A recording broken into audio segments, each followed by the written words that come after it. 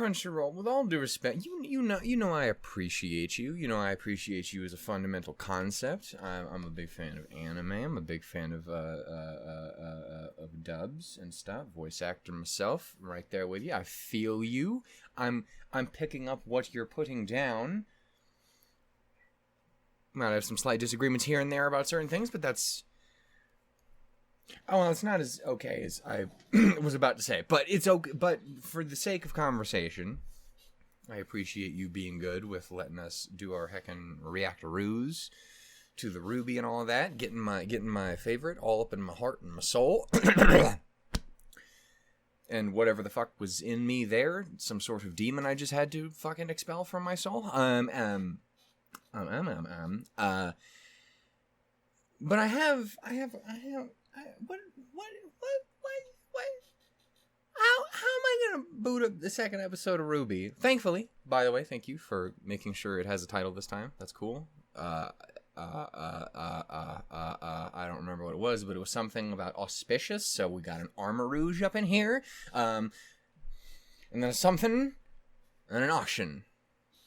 I have a feeling I have a guess of what we're gonna see. Well, something we're going to see in this episode. And I'm not going to make an abundance of jokes at it. Probably. Anyway, but I just... What do you mean there's no English dub of RWBY? I mean... Did you give me the little pop-up? Like, yes, you are right. There is no English dub because it's not a dub. But it is an English show. It's... If you said there was no Japanese, I'd be like, obviously, for sure, completely understand. Reasonable. But you're like, it's in Japanese. Like, I bet you it isn't. If I hear Sayori start talking, I'm gonna be really fucking confused. Anyway, but I fucking... I do know they should be doing the dub this volume. They got that already planned and lined up, so that's cool. I'm glad. Also, I think I kept seeing constant like updates for Arrowfell being released in March, and I'm like, what the fuck? Guys, it came out last year. I played it. It was very fun. Also quite hard. I'm not good at those kinds of games. Also, it's a little...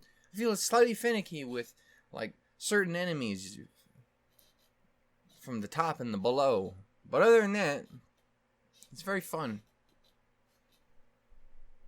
A lot of cool, cute characters in there. Also, there's that one scene that's really kind of spooky for no fucking reason out of nowhere. It's upsetting. Anyway, it's good though. You should play it. It just made me laugh when I opened that on. I'm like, I know there's no English dub, because there's no dub. It's English. Why are you telling me it's in Japan? And then I remember that's all probably like pre-programmed shit. So I'm fucking. Point is, I'm doing a heckin' funny at sheer expense. Anyway, point is, we're here to watch yet again another episode of RWBY. This time it is RWBY Volume 9, Episode 2, Dos. Zwei. Anyway, fucking other languages that can contain the... two. What is two in Japanese? Fake weeb. What the fuck am I doing? We're here for episode 2. I am so fucking excited. I'm gonna stop with the over crazy shit for a second. Holy fuck. Everyone. You, person watching right now. Yes, you. Steven, you fucking goofus. Spit everywhere. Thank you. Thank you guys so much for the fucking love and support on the first episode, on the intro reaction, on the reaction to Inside, which you should watch all of those. Even though one of them is literally in the other thing that I already said, but you should do it anyway for engagement. Anyway, it doesn't help me because it's not monetized. That's not the point, but YouTube likes it anyway.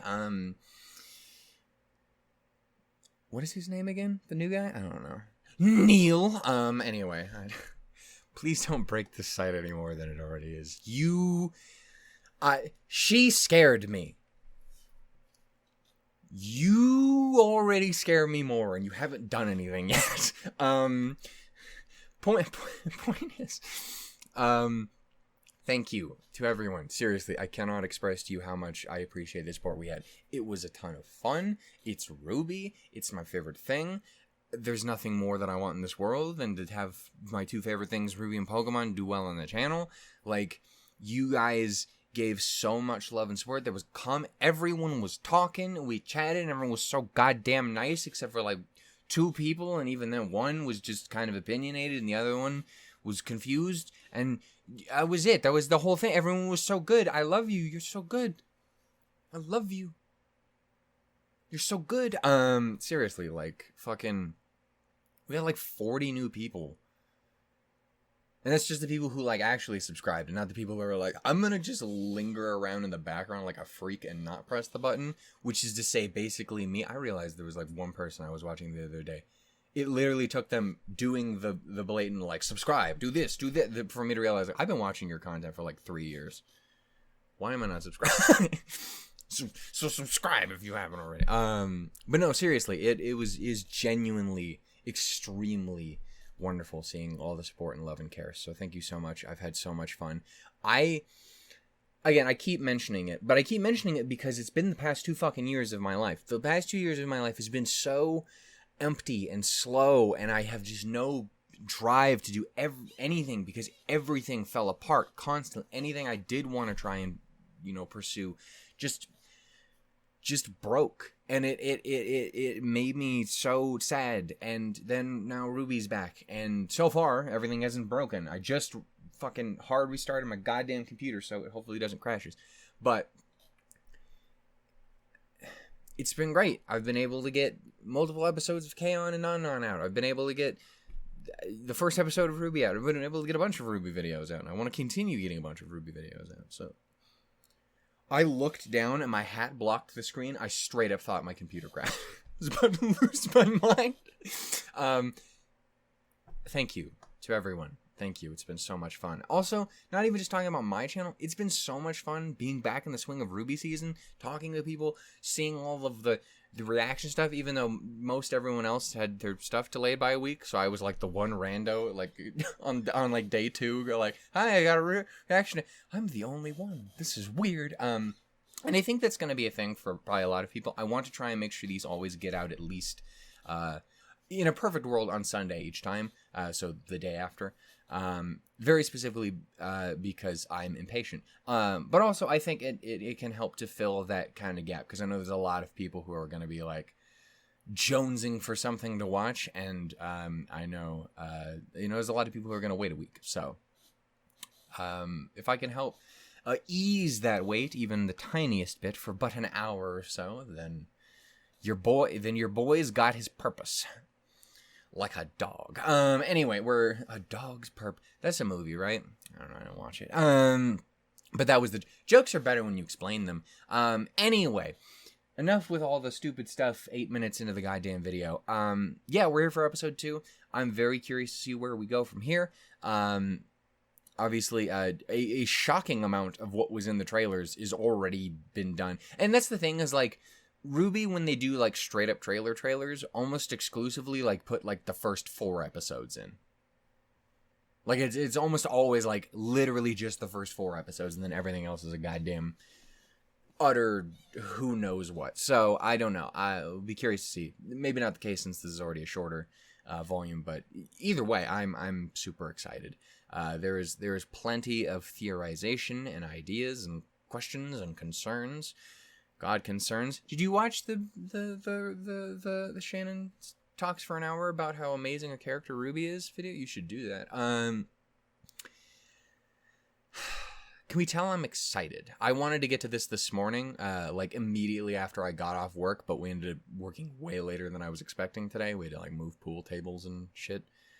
I had to like clean out underneath the fucking stage. Oh my god, no, it's so bad. It's better, but it's still not great. Yeah, so that was my morning. So I got home, I'm like, nope, fuck that, go and sleep. I feel like death.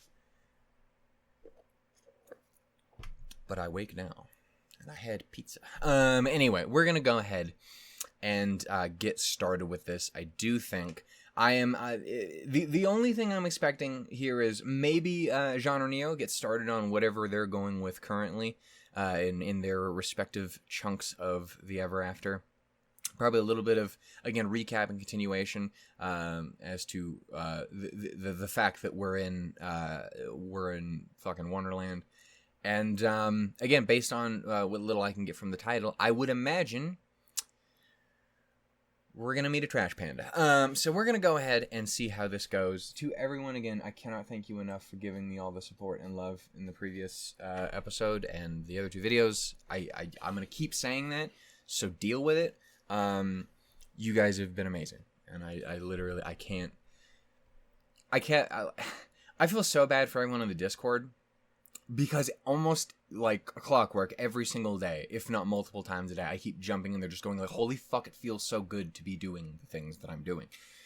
And like, Cyphus, the man who tortures me with delicious looking Japanese food constantly, you sinister bastard. Yeah, he was like, you sound like you just got out of prison for 5 years. And I'm like, it feels like I was. An emotional prison of the heart. Yeah, it feels good. So, again, to everyone, thank you so much. Yeah, we're gonna go ahead and do this. Don't do anything bad, computer. We're gonna go ahead and get started with episode 2 of RWBY Volume 9. No, that's a different thing. That would be RWBY Volume No. But this is RWBY Volume Yes. It is kind of, it's like, hey, you want to do some weird shit? RWBY Volume Yes. In 3, stop putting the mouse over there. This is where the thing is to press start. Okay, 3, 2, 1, go. I'm watching. I'm searching. I'm seeking. Not the Pokemon. I'm scouring. That's not a Pokemon.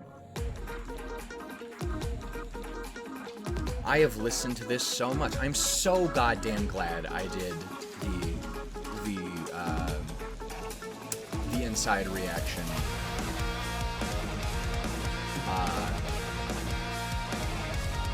When I did instead of waiting. Ooh, yeah, listen to that massive fall off in quality and audio. Never change, internet, never change. But oh yeah, it's so good. Inside is so good. Yeah. Also, Casey put out her and Martine's little his little freak. I wonder if that does mean we will meet interesting metal blacksmith lady. Yeah. They put out a little discussion talking about the song and kind of what to expect from the volume and stuff. It sounded like Weiss. I don't know, it's cool. I appreciate it.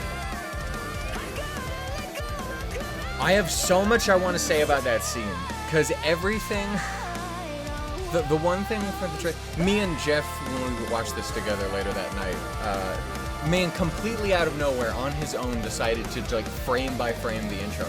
He's growing so much. I'm so proud of him. It's my boy right there.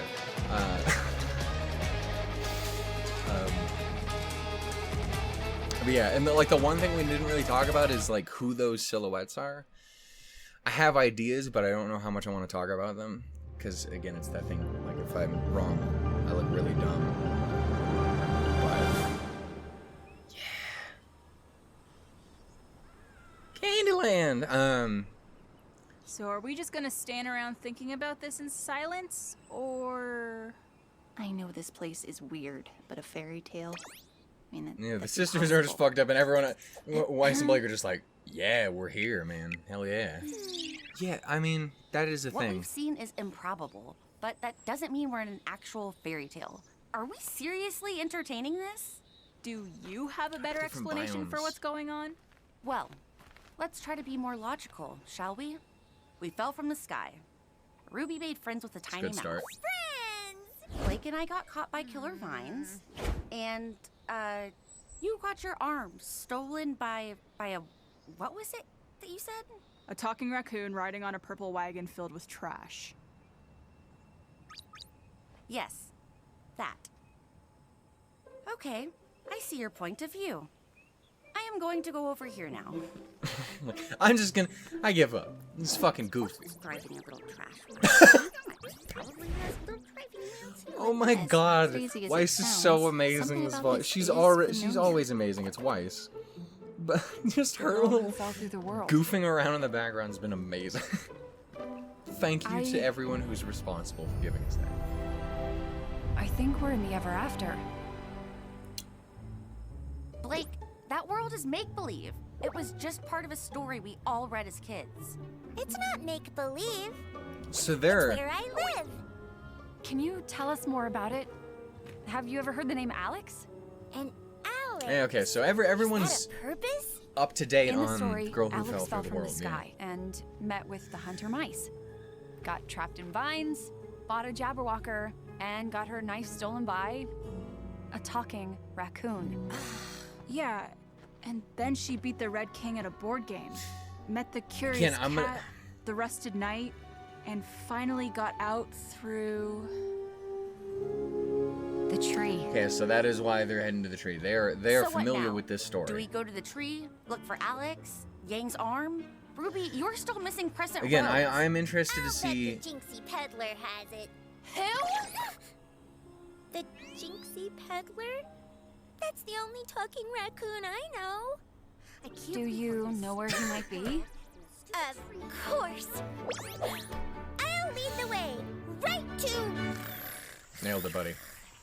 Way to go, champ. So the Kara, town is just if ahead. you're not right? gonna see this, but if you see this, thank you for being so goddamn wonderful. I've been thinking, if we're going to go to this town, we need to be careful. Alex didn't know their customs and ended up starting a war among the townsfolk. Trouble followed her everywhere she went. Well, yeah, but she was kind of a mean person, right? She lied and cheated her way through most of the book. She was trying to survive. The morals of those old stories are so simplistic. Either way, I kept not saying the We thing need I to wanted to tread say lightly. earlier. I apologize for that, but I'm trying to pay attention. I'm just bad at it. The town's just up ahead. The Jinxie Peddler always stops by our village before he goes to town. Do they steal stuff from you guys too? Steal? Never. They just take the things we're not looking at. Fair's fair. Sounds like a legitimate business person. So How it's an did they optimistic manage way to of steal looking your at it, arm little. anyway? I was knocked out from the fall. When I came to, that sneaky raccoon had already grabbed my arm and ran off before I could stop him. so would you say he caught you unarmed? How Adorable disarming. mother. I guess we'll have to catch You About adorable time. motherfuckers. For what? Nothing. Don't worry. We'll find a way out of here. Yeah, and then we'll she's go not back really home. in the fun, jokey, thinky mood. I'm pretty sure. Weiss? It's all gone.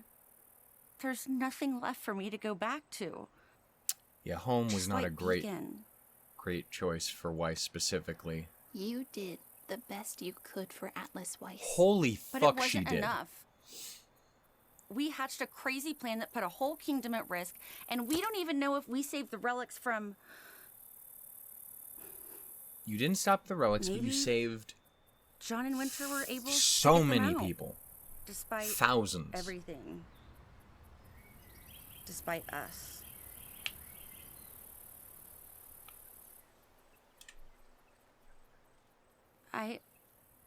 I know that Penny... I know that was a lot to hear.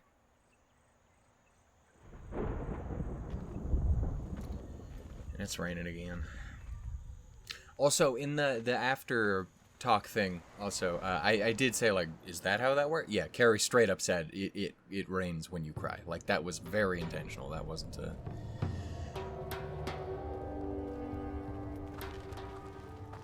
Motherfuckers So don't this is build the entrance railings to the other anywhere. Acre, you called it? Yep. Acres, All we okay. do is cross the bridge, and we'll be... Well, wherever over there is. You don't know? Nope. Never been this far from home. Oh, Maybe you should go back? I wouldn't have any idea how to go back. Maybe I'll live by this bridge. Just a little ding. I'll handle this. Blake. Built in a house, my very first. Such a little dingus. The purpose in my best house. Would you like to come with us? Speaking of people who are amazing, Lucy, I'm so glad you're around again. I'm so glad you have a bigger role. Probably for the best. You're a treasure. Sudden urge to rewatch all of Bloomidio again. Birthday party. Just act like you belong, everybody. Yeah, act like this is I've completely always normal. wanted to be long, but I'm still just small.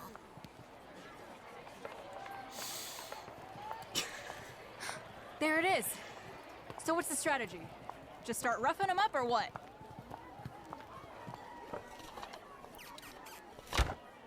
In the book, Alex had to barter with Jinxie for her dagger. Yeah, I think I'd rather hit him. No comment. Welcome, one and all! He's adorable. For anyone who doesn't realize what that's about, Older than I remember from the book. I am Jinxie, and these are the finest treasures of the acre.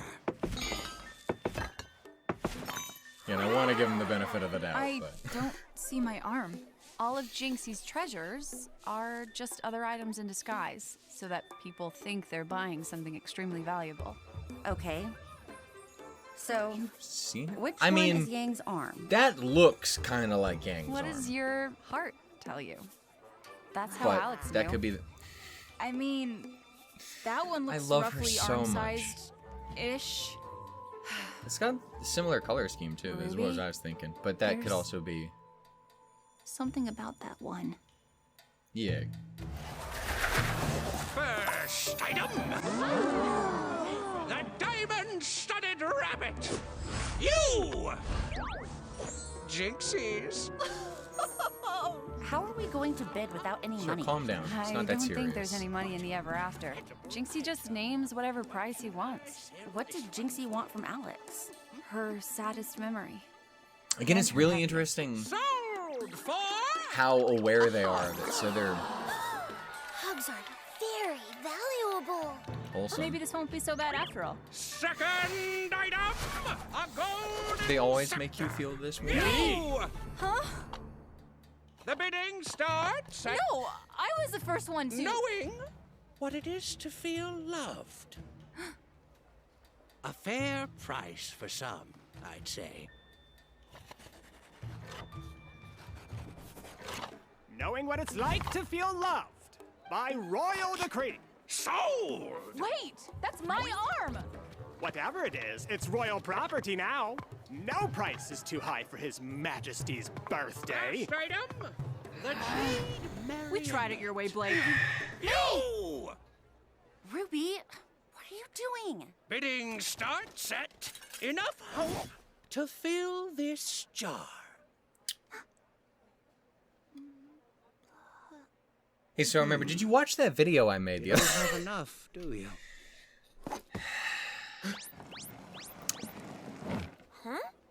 Why, you little... Yeah, it is a little. Leave Oh that shit. alone! You can't touch it until the deal is done!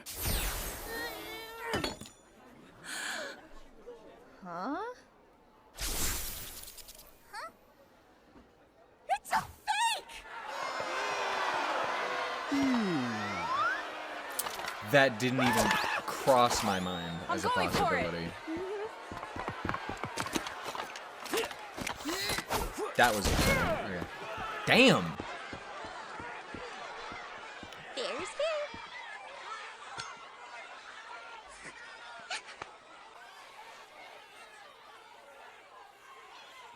I got it!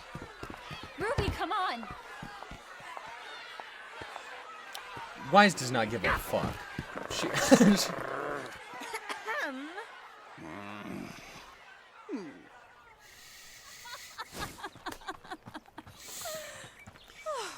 so much of this volume is going to be me constantly options. jumping between laughing Very and crying. seriously. High five? High five? We're doing the same thing Alex did. You're a We're menace to ruining society. Yeah. everything. That's your biggest concern right now? I mean, to be fair, he's kind of a little I've read so weasel. many stories. And I that's never again, that's thought not for the other. I'd be the moral of one. Oh. Ruby?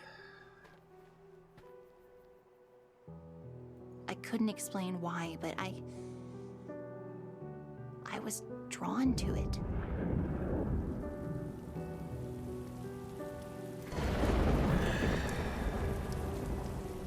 Great. Now it's raining on just us. That's it. We're getting out of this nightmare. Alex went to the tree, right? Let's go. I don't think it's gonna work like that. In the book, We are not in a book. And even if we were, we know how it ends. Right over there.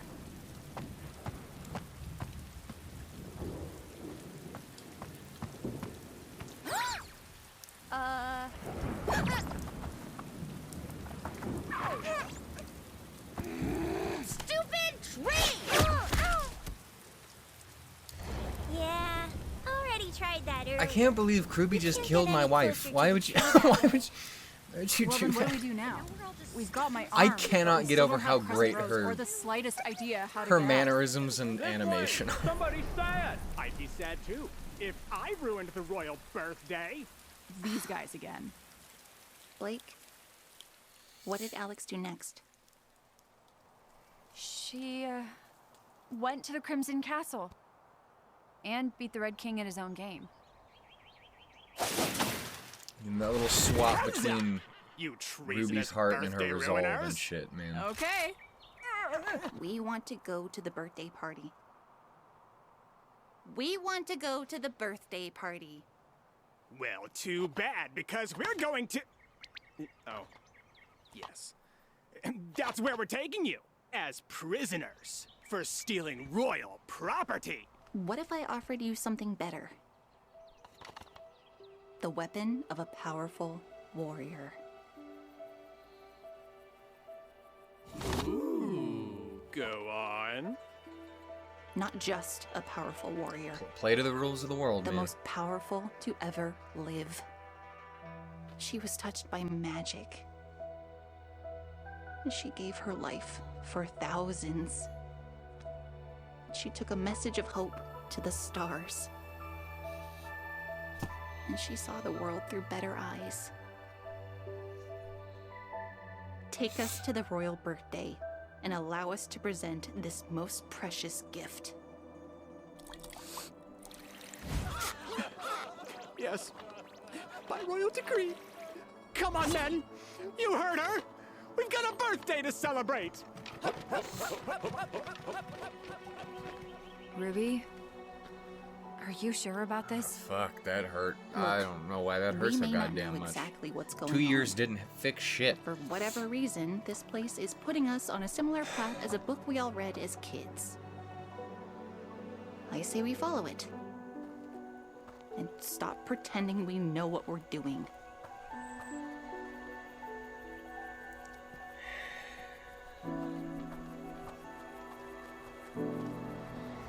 God, this fucking girl needs help.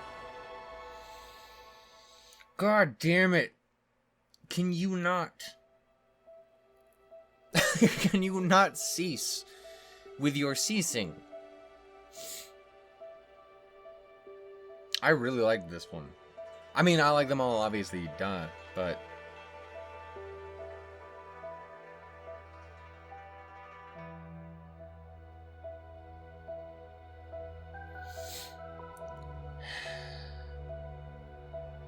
Yeah. God, this volume is gonna be so much back and forth with sad and happy. Because there's so much constant, consistent room for fun and weird and wacky and goofy and questionable and all that stuff. But it's all in service of this foundation of emotion and, you know, struggle and contemplation and dealing with who you are inside and, you know, what you're doing, why you're doing it, and so on and so forth. Really quickly, I don't know how long my post-discussion will be for this. What are you doing? Get back down here. I need that still. I'm not done recording. That's not what I meant. I'm going to quickly swap over to a different thing just so nothing breaks. Be right back. So that's right. We're not playing around. We're not taking any chances. But yeah, no, it's... Again, I think it's a really interesting way of doing it. Something like... I know I did a shifty eyes look off to the side just a little bit ago. I think it's really interesting and kind of compelling to do it, to do this introspection and this personal like character growth and evaluation and where everyone is and people finding their resolve and what's important to them and who they are. What are you?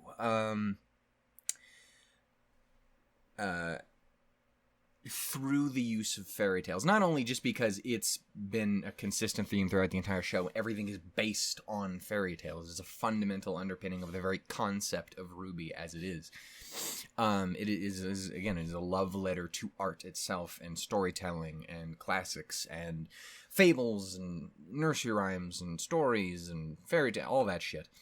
I mean, not only do you have all of that, but again, it's to bring it back to simping aggressively over RWBY as a character. Again, I talked about it in that video. I can't express enough. If anyone didn't watch that, please do watch it because that said so much that I've been wanting to say about RWBY for quite a long time. And I'm very proud of how it turned out. Not that I put fucking effort into it, but you know, I don't do that here, but I put a lot of thoughts into it. But like to kind of bring it back to that, like I talked so much about how RWBY's again always known. What are you? What she is? What she wants to be? It's been a constant thing that's come up since the beginning and has been very important. Is she just wanted to be like the heroes in the book. She wanted to be that person from the fairy tale. I think Blake earlier, I can't wait to rewatch this because my dumbass was simping so hard over, did you see her constantly? I'm upset that she is upset, but she's fucking hilarious. That is my wife right there.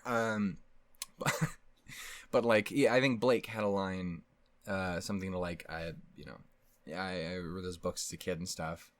But I remember she said, I think she said I didn't want to be the moral in the fairy tale.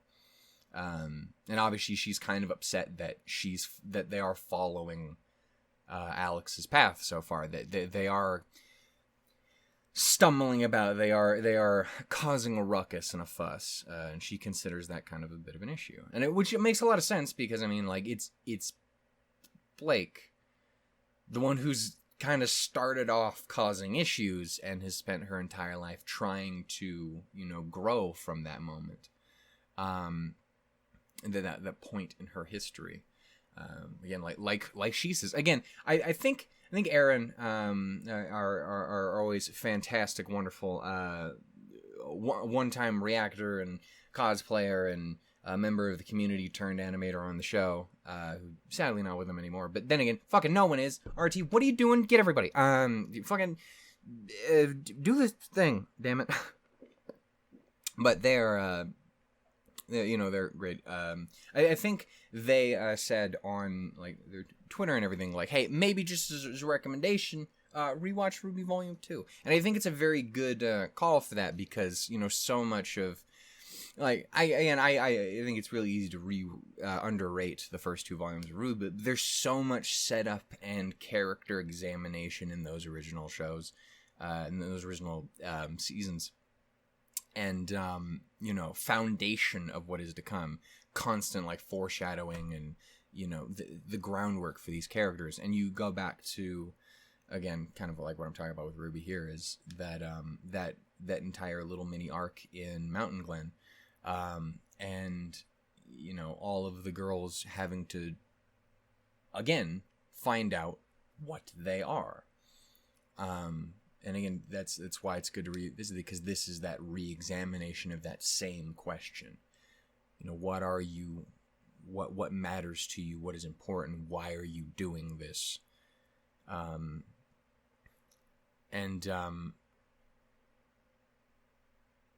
fuck, was I talking about Blake? Yeah, no, like, yes, I was.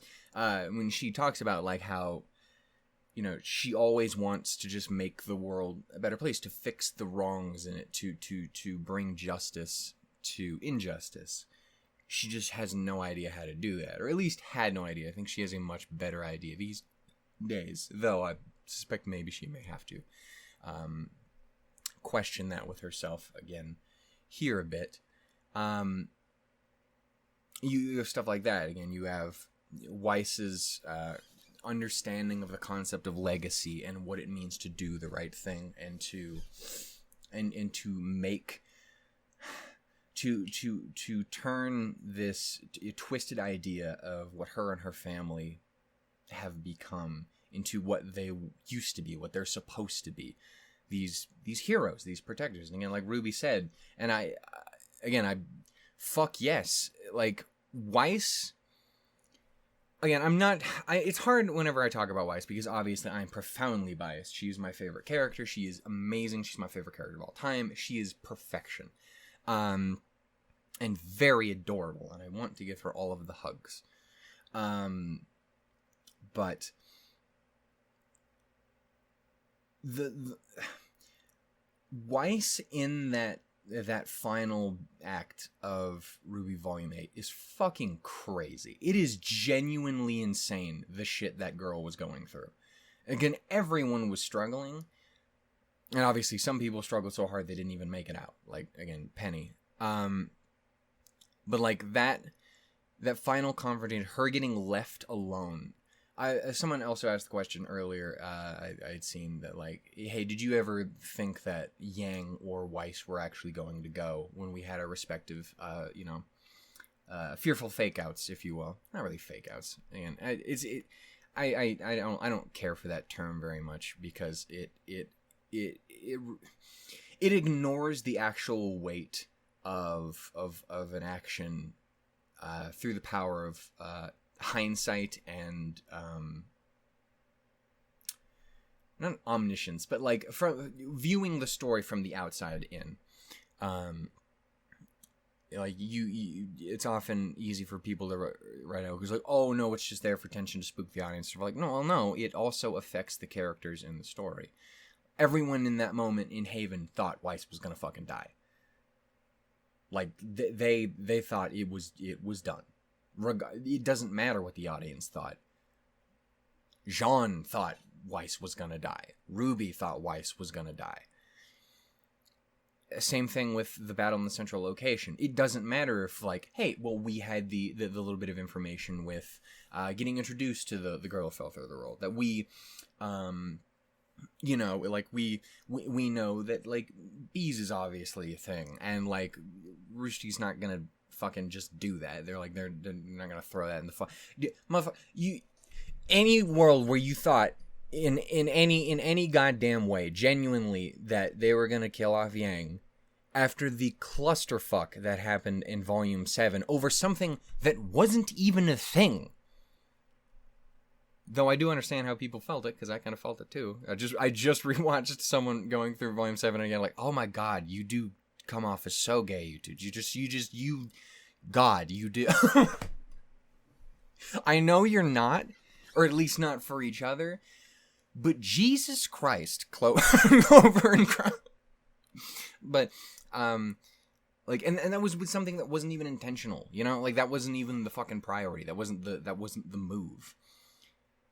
But that alone got people in a fucking tizzy. There's no way on earth. And that's with some rando dickhead, Clover, who we knew for 5 seconds. And everyone's favorite drunk uncle. But, who's not drunk anymore? Oh, God, I hope he's not drinking again. Oh, God. Oh, I worry about that boy so bad. Oh, God. Someone help him.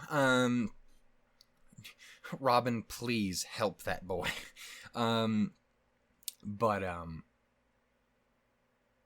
So yeah, like, it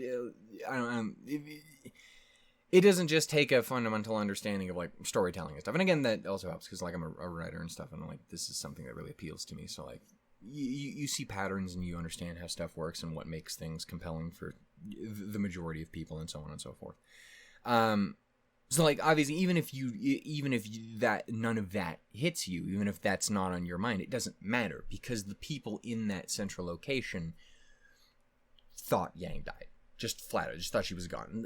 Blake didn't freak out and lose her fucking mind because she thought, I guess Yang probably is just gonna take a nap. No, she thought she just lost at least at this point, what is the love of her fucking life.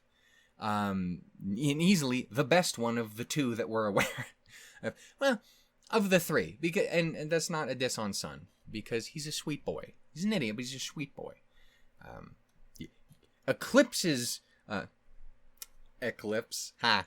I'm fucking hilarious. Adam, but that don't fucking take much. A fucking tree stump would eclipse Adam as far as being a decent boyfriend.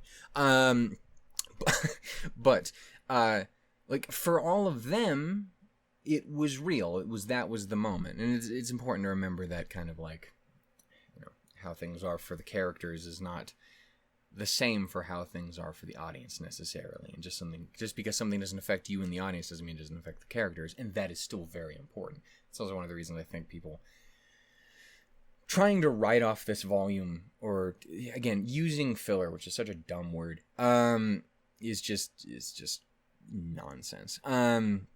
I am so lost for how we got here. I have no concept of a train of thought. Can you imagine if I tried to do this morning when my brain was toast? Here it's just lightly warmed. Anyway.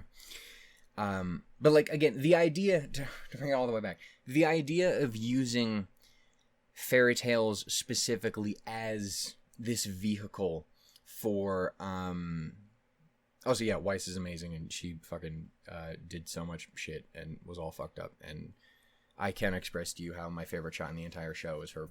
It's awful, but it's her holding both Gamble Shroud and Mirton Astor. Holy fuck, she's so badass and awesome, and it hurt, and it was amazing. But again, to bring it back, sorry, fucking, I don't know what I'm doing. But like, to use fairy tales again as the vehicle for forcing these characters to re-examine themselves, it's so interesting because again, Ruby's entire thing is how she wanted to be the fairy tale hero. She wanted to be the nep of it all. She wanted to be the protagonist. You know, she wanted to be the one to go in and help people and save them, protect them, to make them never have to suffer the way she suffered when she lost Summer. That's what her life is. And again, I cannot express enough, not to shill, but is it shilling if it's yourself? Self-promote, whatever, you know what I mean. But like, again, that video I made, the reaction, so much of RWBY is trying to do that, is trying to protect people from experiencing that kind of pain that she had to experience, that she has experienced her entire life. This thing that has haunted her so bad that the minute she hears something even slightly to the effect that it's distorted and warped in any way, shape, or fucking form, when Salem shows up, it fucking breaks her mind and she just collapses. She cannot handle it. It's like with Penny earlier, like the very thought of that everything they went through, after everything they did, Penny is gone. It just immediately broke her fucking brain. Like, she just could not handle it anymore, and just, I gotta go the fuck to sleep. I can't handle this anymore. Her entire life is being that, is trying to protect people, is caring about people in that way. And again, forcing her to literally be that in the most aggressive, blatant sense possible, literally being forced into Alex's role in, you know, The Girl Who Fell Through the World. I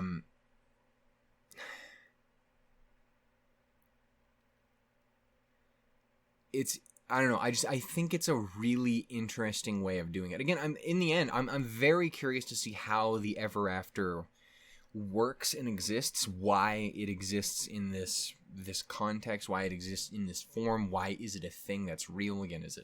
Is Is it some weird ideas playground for the gods? Is it whatever they made next? Is it whatever they made before? Is it like what is it some other motherfuckers doing? Is it the god of animals fucking around? I don't fucking know. Like there's so many different ways obviously you can go with. Is it obviously again the afterlife, which is a thing which again was heavily theorized and something I was lent very heavily into, and I haven't let go, even though I thought I let go of it, and then I watched the fucking intro, and I saw the silhouettes, and I'm like, fuck, maybe, actually, kind of?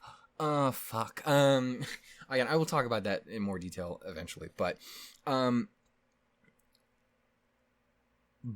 fuck. But, like, the fact that this is a thing that exists that she has to go through, I think it is such an interesting, compelling, and not just thematically appropriate way of doing it, but an amazing in-universe way of tackling it as well. I don't know, it's profoundly interesting, and it's a phenomenal choice, again, considering the very foundations of the show and the very foundations of RWBY as a character. Again, that being her initial call to action in her existence, being, the loss of her mother, and how she used fairy tales and stories of heroes and monsters and stuff to give her her purpose and her to find her path. So it's really interesting. And again, it's interesting to again bring back how much of this is so heavy into character examination and reflection stuff. Like, Jinxie, this little dweebus, this little freakazoid. He's great. I'm giving the man a lot of shit. I don't think we would get along very well, but he did a good job in the role. I'll give him that. So he did a good job. It's a fun character, regardless of anything else. He's a fun character.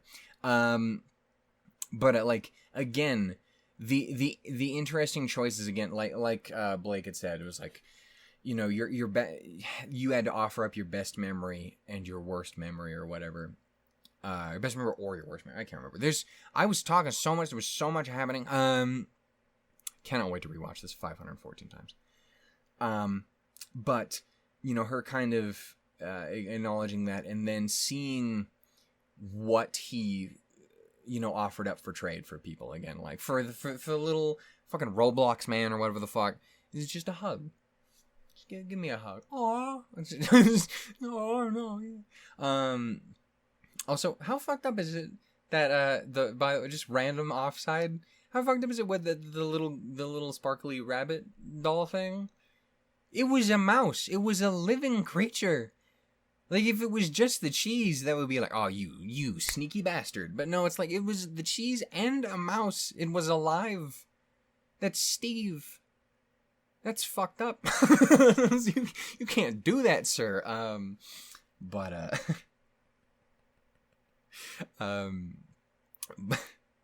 like, yeah, I got distracted from him being a menace. Them being a menace. I suppose it would be more of them than he. But like again, you had the hug for Rando over there, but then for Yang, and I guess by extension the knight, the guard, the soldier, or whatever. By the way, they're a lot of fun. Very much the same vibes as the dipshits from Atlas. Atlas.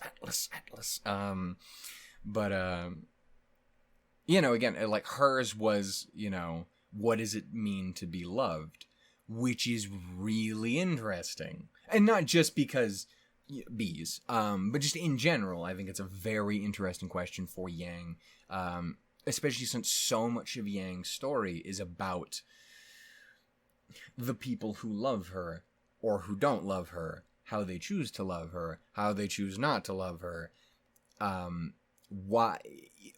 what they do in pursuit of their love of her, or what they do because they're a terrible mother. There's two main characters I'm talking about here. One of them's a bird, one's a cat. But like, I think it's really interesting. And again, I think can be people who just write it off as like, oh, bees, bleh. But like, no, it's examining what like Blake and Yang's relationship has been. Like, again, so much of Yang's life has been her suffering from loss, and she has abandonment issues. Like, if there was one issue you had to ascribe to Yang specifically, it's fucking abandonment. If you had to have that little conversation that Blake has with son, like, what if you think of one word in one person, you think Yang's abandonment issues, and they're like, that's 2 words, and you're like, fuck. The Jabberwocker wouldn't say it.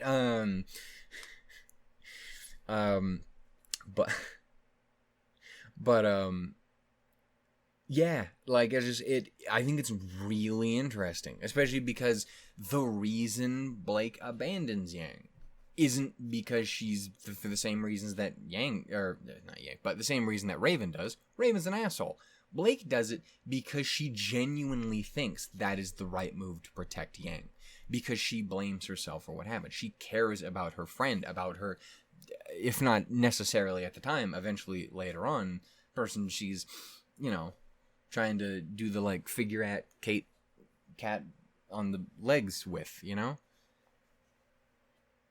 That's a weird mental image. Someone want to draw that? Just Yang just standing there, his Blake's just weaving around. Ma'am, are you okay? Honey, are you all right? Is that racist? Probably. This show has done worse. So, laser pointer. But I'm sorry.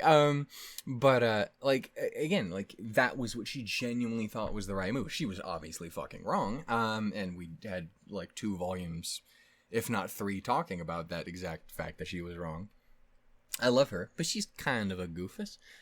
She's a bit of a silly potato, that there, Blake. Like, she genuinely thought that was the right move. That was her expressing her love for Yang, was trying to protect her by leaving. Whereas, again, Raven, I do genuinely think there is a level of care in Raven for Yang. They're few and far between, to be fair, but there are genuine moments where Raven does, whether she ever wants to admit that, because 90% of Raven's identity is lying. Again, casual reminder, truth. It's a pretty fucking important goddamn theme of this here show. That they're in masks and stuff. There's a reason she wears it all the fucking time. She's pretending to be something she's not. There's a reason she puts on that fucking voice whenever she's in public, but then she's like getting fucking... She doesn't act that way when she's just having a conversation with someone.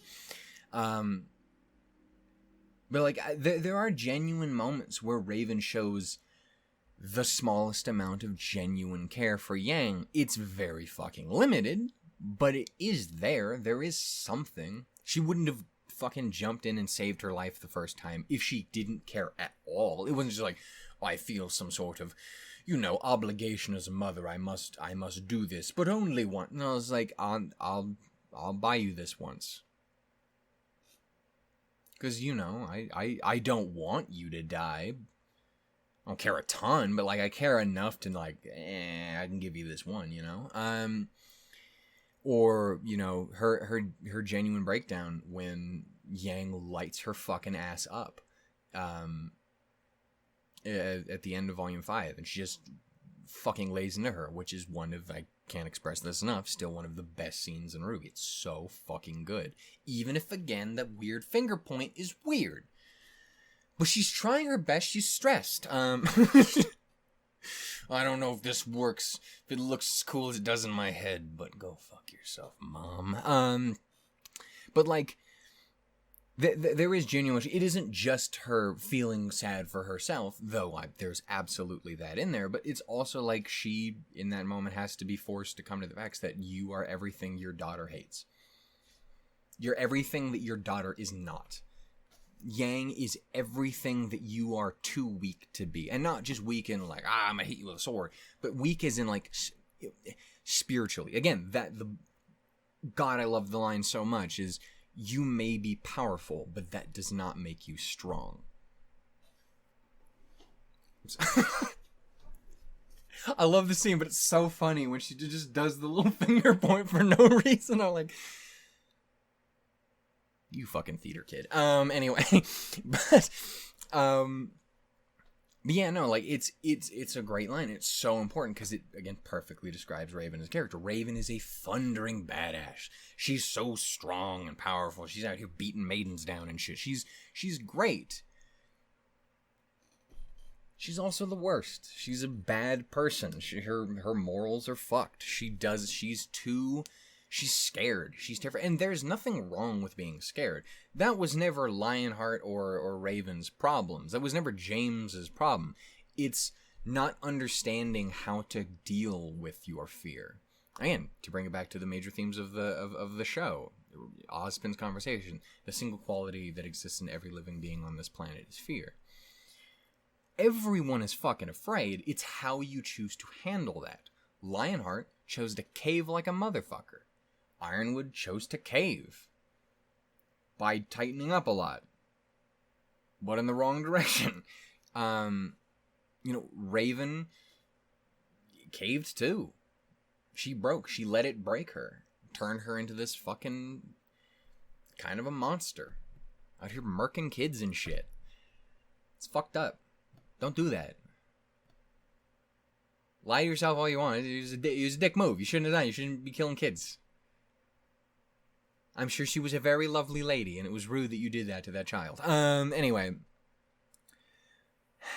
And everyone else. I'd like also to point out, she killed a lot of fucking people. There was probably more than just one child in Shion. Anyway, but it's just, It's really interesting seeing all that. But like that's how Raven works and stuff like that. And again, it's that balance of she is all of those things, but there is a genuine small amount of love for Yang. Again, another example in that same volume, obviously. I don't know why it would be in a different volume. That's the Raven volume. But her genuine, like, obviously her putting on her big show of like, oh, I'll let the cooks make something of it. Like, that's her being a fucking dingus. That's her being an asshole. But like her moment where she's giving Yang the ultimatum, again, a major dick move, but she genuinely does kind of want Yang to be a part of the bandits. She kind of wants her to become part of the Bronwyn tribe. She wants to get her on her side. She wants to have her daughter follow in her footsteps. Her goofy fucking backwards ass footsteps. I mean, the way that scene ends is like, hey, I might not be so nice the next time we meet. You weren't nice this time. I know. Yeah. In that moment, she has that genuine moment of like, yeah, that was kind of fucked, that shit I just said. It's not gonna stop me, but yeah, in a better world, I wouldn't have wanted to do that. If I wasn't such a fucking dickhead, probably wouldn't have done that. But yeah, again, it's I think it's such an interesting choice for Yang because so much of her is about the love of her and the people around her, how she loves them and how they love her. Again, she's the big sister to RWBY. She's the partner of Blake. She's like, obviously Weiss and her aren't. They're teammates more than they have a specific designation outside of that. But there's some great moments between them. Again, bring back to Volume 5. Volume 5 is so good. Stop talking bad about it. It's so fucking good for character. Like, there's other things that aren't as strong, sure, and it's got issues, but Jesus Christ, character shit, so fucking good. Like, again, you think back to the conversation that Weiss and her have together, alone together, They all have their own versions of loneliness, and they have that genuine moment to talk to each other about it and really relate. And it's really the only major scene I can think of off the top of my head immediately where those two are really in their element together. But like, even then, it's a very good scene.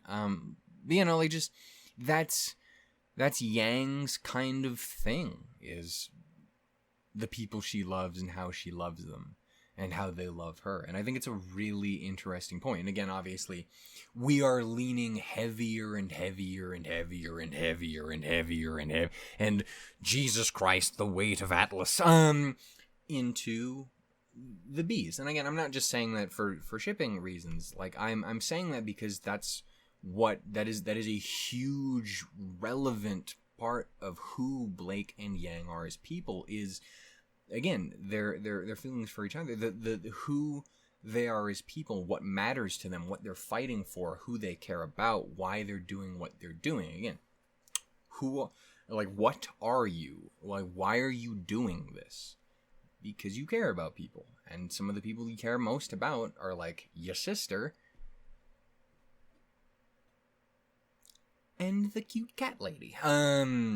And just I think it's really interesting, and again, it helps strengthen that progression towards these. And yeah, the more and more we lean, it's like with Summer. That's the other thing, is I think some people have this idea that like they're weirdly pushing bees. Like, no, they're not weirdly pushing bees. They are focusing on it because it is relevant. It is this direction which the show is going.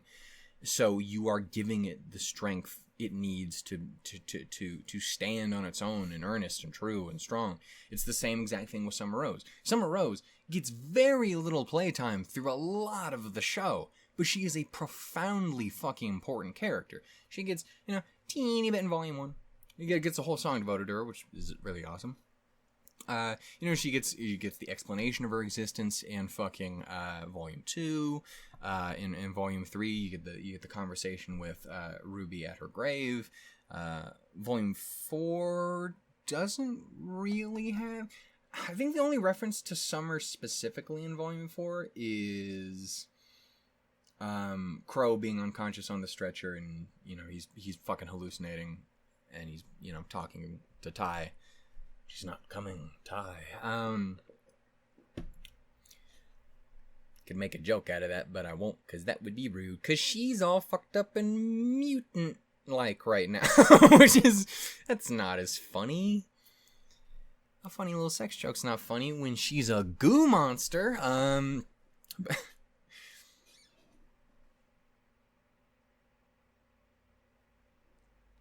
And that's all I have to say about that. Anyway.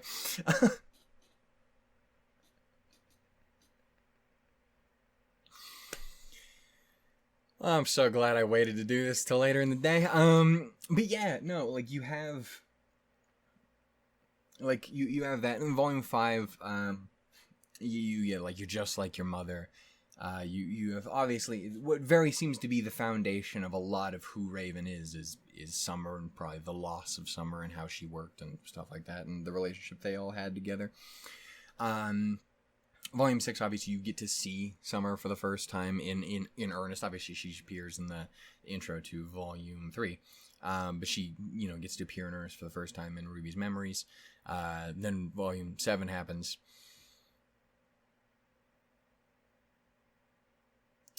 And she comes up a couple times.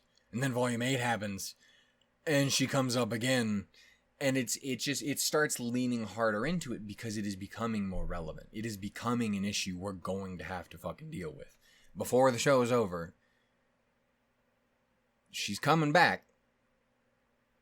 And it's going to be real fucking bad when she does. It's going to be a real fucking issue. So it's something we progressively have to deal with. We have to make sure is relevant, is common, is aware. It's part of the story, and you need to be prepared for when that shit comes, and again, it fits back into who Ruby is and how much her life fundamentally revolves around the loss of her mom. I think I'm so all over the place, but trying to bring it back to again how each and every person relates to what's going on here in the Ever After. It's frustrating because I think Weiss is the hardest one for me to really nail down, which is crazy because all I can ever think of is Weiss. But I'm just too busy thinking about her being adorable in the background. God, she fucked herself up with that rock. I knew it was coming too. As soon as I saw that rock, I'm like, she's gonna throw that shit and she's gonna sleep. And she fucking, that was death. She's gone. Thank fuck or exists. that girl has permanent brain damage. It's like Pyrrha in Volume 1. The gang is all here. We can finally die together. Just and it was. I hate it because she's hurting, but it was really funny. It's like her getting sucked up in the fucking pneumatic tube in Volume 8. Just like, that was brutal. I hated it. But Jesus Christ, was it hilarious. Yeah, I think she's one of the more interesting ones for me because I can't fully nail down, because there's a lot of different room for where they can go with it, especially if we do eventually get to the point where we lean into the ever after being the afterlife. But again, I don't want to lean too heavily into that because very possible just not how that goes at all.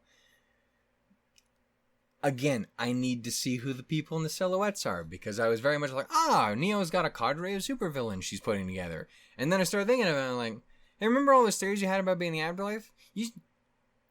I need to look a little closer at some of these silhouettes. Nah, couldn't be. None of them have a ponytail, so it definitely couldn't be that. One of them has a ponytail, it's just really hard to see. Fuck. I don't necessarily think that is 100% the way we're going, but there's a couple people among those silhouettes that I'm like, that could very easily be a James. That could very easily be Pyrrha. That could very easily be Adam. That could that guy, yeah, that could be Jacques. Especially if everyone has like different looks or outfits and stuff. Like, there's no, yeah, absolutely, in a heartbeat. There's a couple that I'm like, I have no idea who the fuck that would be. But again, I don't want to lean too heavy into that because it's very, very possible, if not more than likely, that it's wrong. But that would be a very good reason not to show who the silhouettes are yet. And there's like James and Carmel and stuff like that too. Roman. My brain is pudding. I don't remember what I was saying.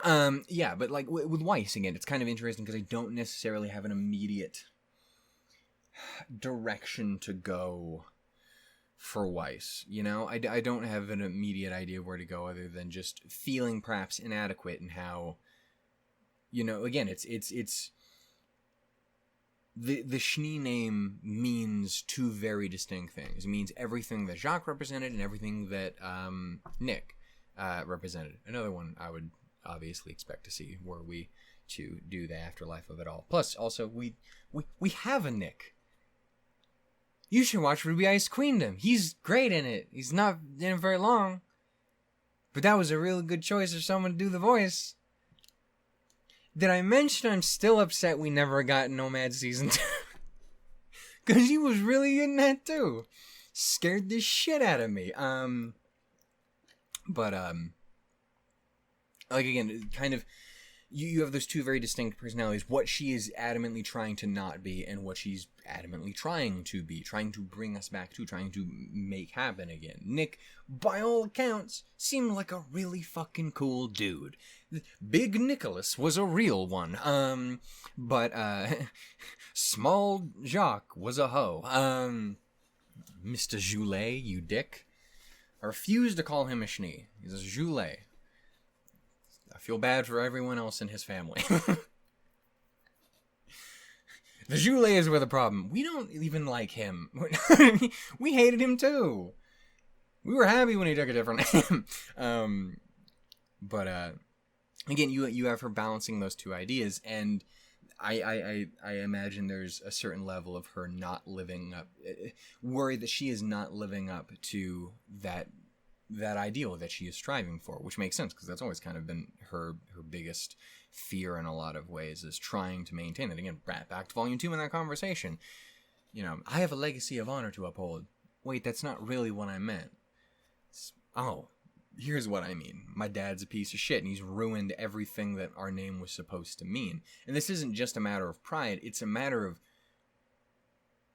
not just mean something as in, like, the value of it, the what am I trying to say? The glory of it. Not so much that as in, like, not just how the world thinks about the Shnees, but what the Shnees actually legitimately really do, what they really did, what their actual value is. Like, they legitimately help people, or legitimately hurt people. And again, that's always been kind of her thing, and she really wants to make sure it is the former and not the latter. I also think it's really interesting how upset, like, again, I'm constantly making jokes and ha-has about how cute she's being and stuff. But I just also think it's really interesting that she is the one who is most upset. Like, she's genuinely fucking, like, this is stupid. We're not in a fucking storybook. This isn't how this works. It's nonsense. You grow the fuck up. This is dumb. She's constantly throwing a fucking fit. She's getting pissed off. She just wants to get back. And again, which makes a lot of sense. She wants to get back to fucking... Is Winter alive? She has no fucking idea. Is, like, do you need help? They fucking... Just all of that shit. Her entire family. They're in the middle... Right now, all we know is they're in the middle of vacuo and hopefully okay because Winter's there, and Winter's a thundering super badass now. She was already one of those, but now she's even more of that. More like a blizzarding super badass. Winter Maiden got him. But like, you have that, but like the most we know is they're just, the last we saw of them was them getting attacked by fucking Ravagers and shit. Who knows what we're gonna find when we get back? God knows how long it's gonna be till we get back, both even just within the ever after, but God knows if a fucking magic time, like, if time even works the same way. They could get back and it's fucking 8 years later and everyone's fucking dead. We don't know.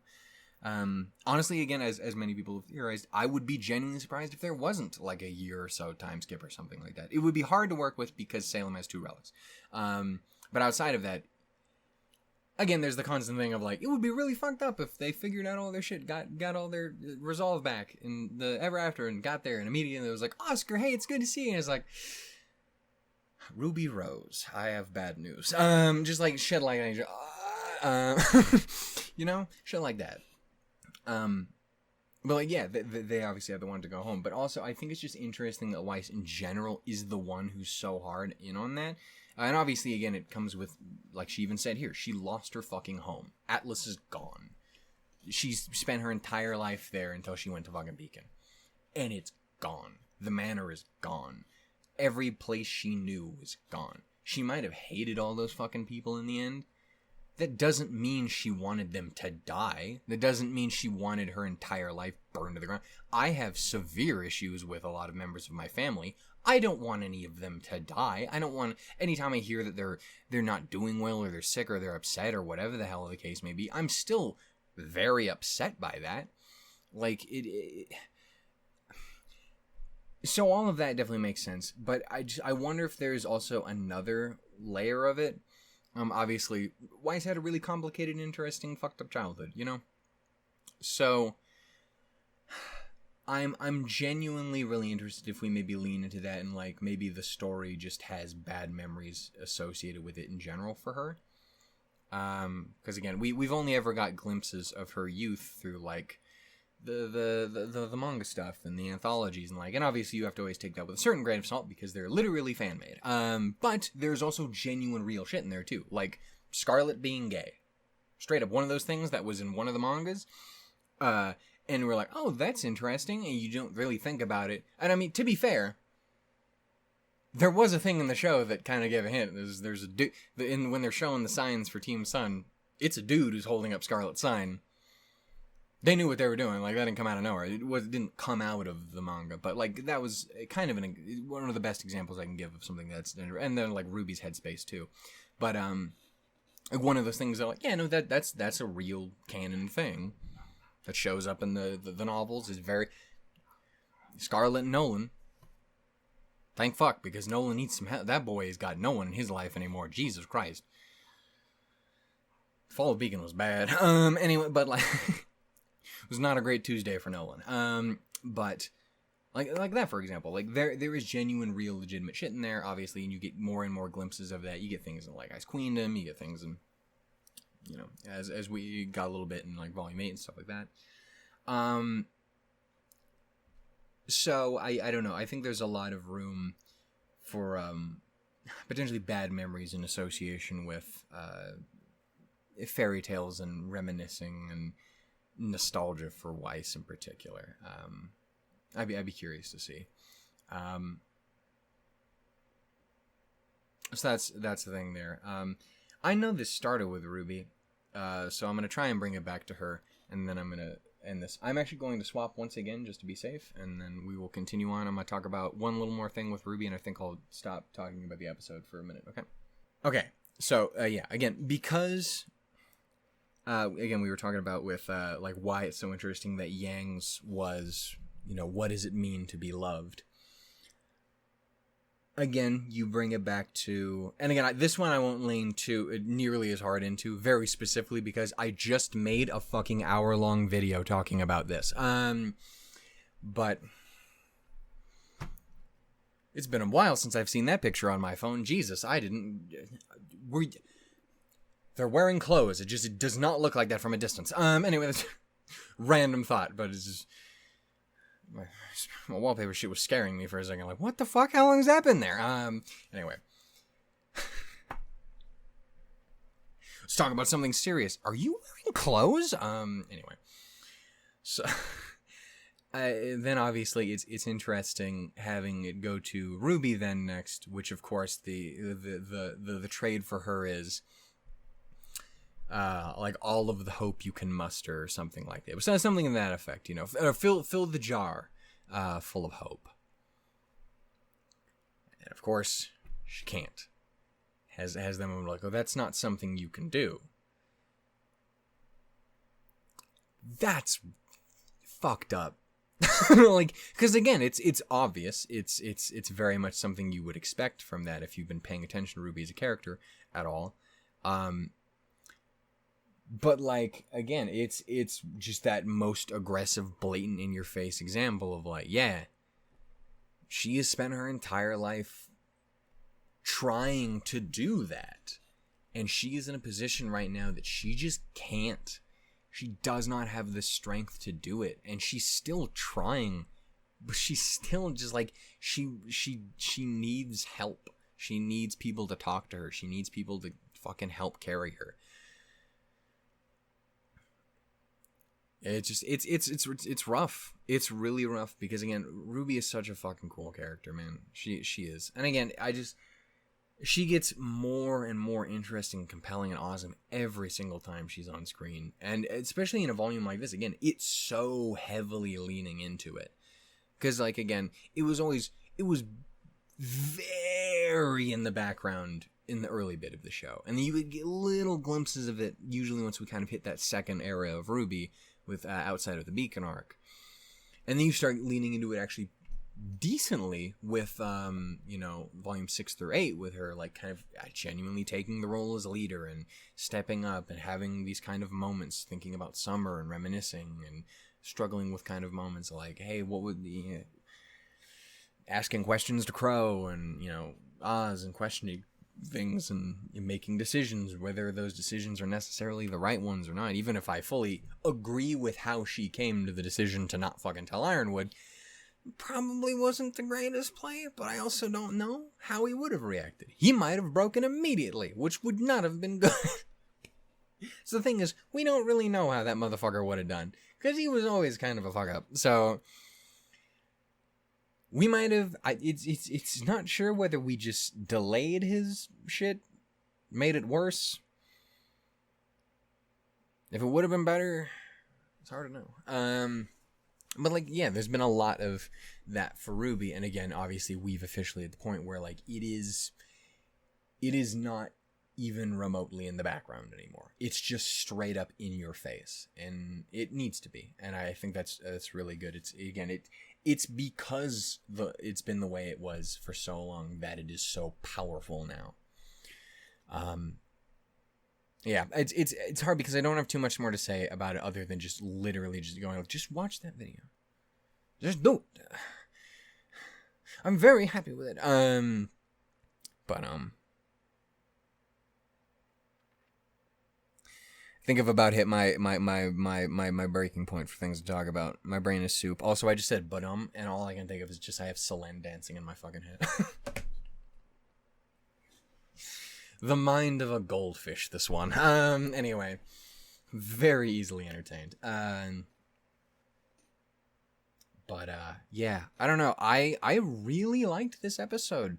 And again, I'm definitely looking forward to rewatching it again. Hopefully I can hit up Jeff here soon and we can watch it together. But yeah, I really enjoyed that. It felt a lot better paced than the first episode. And again, I understand why it was very fast paced. They had some shit to do. They did a lot of setup, a lot of burn through to get us to where we are introduced to different things. The Jabberwocker, a little, the Ever After as a concept, all that shit, and just run through it. And I think this one was, they're not having to do that quite as much. Obviously, there was a lot of like Blake literally talking through the girl who fell through the world and whatnot. So, there's definitely obviously still setup and discussion and kind of like world building on that sense for sure. But yeah, no, I thought it was really well done, and there's again a lot of good cameras. Also, I didn't talk about the one last thing I didn't talk about that I definitely have to talk about is, did you see Blake? You saw it.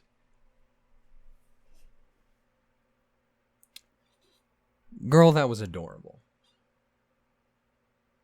That was cute as fuck.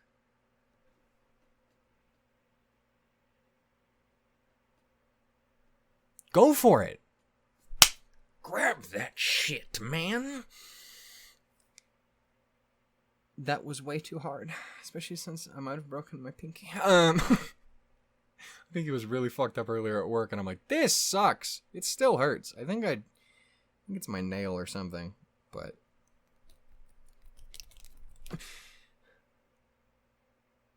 ow, chair. Thanks for being there, bud. You dick. Anyway, point is, it was a very, very cute moment, and again, I would be genuinely flabbergasted if they didn't just fucking deal with this volume. Like, there's no, if they don't, like, that doesn't ruin the show for me. They could literally wait till the end of the show. I mean, I would be bummed because I want to see that actually play out on screen too, because that's never as fun in a story if it's just like, oh, it's just the end. Okay, they're together now. Hope you didn't want to watch any of that, but we're just not gonna do that right now. So I would much prefer it here. But in general, it's just like it feels like the time. And again, with the trailer, that bridge, whatever's going on that bridge, them clouds, like that's, I would be genuinely flabbergasted if that didn't happen. This volume, probably there. But yeah, I don't know. I won't focus too much on that because I know some people don't care for that talk. But also, fuck you. It's character development. It's growth. It's fucking plot. Shut up. It's interactions. That's what I'm here for, man. It's not even my favorite ship in the show, but I do like it. They're great. They're fun. They're adorable. Little potatoes, the lot of them. But yeah, stuff there.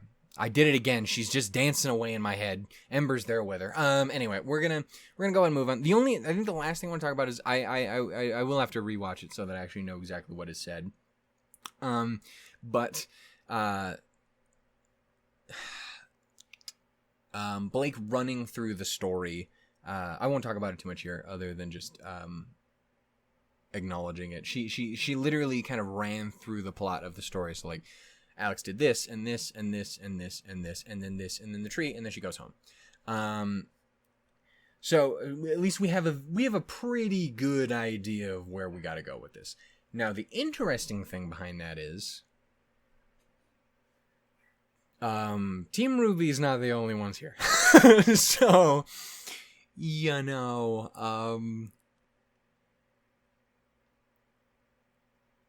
the ice cream really throws a fucking wrench in the works, and Jean is interesting because you can make obvious assumptions and or parallels to the I believe it was, in this the Rusted Knight, which I assume as many people have also assumed too is like I think is it the Nameless Knight or something like that in Alice in Wonderland or whatever that is, Through the Looking Glass, or the poem or whatever the fuck, the person who kills the Jabberwocky, And which I think, as a lot of people assume, is like that's probably gonna be John.